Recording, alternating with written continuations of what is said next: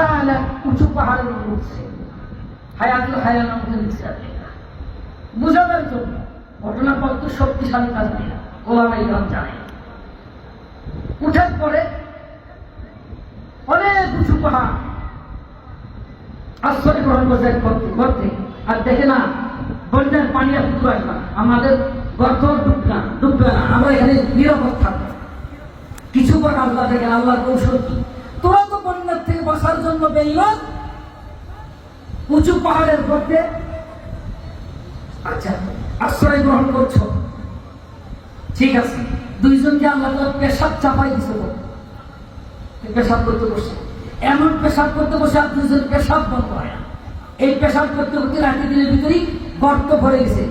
এই কিতাব লেখক লেখে ব্যক্তি এরা পেশাব করে পেশাবের বন্যায়, নিজের পেশাবের বন্যায় সেখানে মারা গেছে।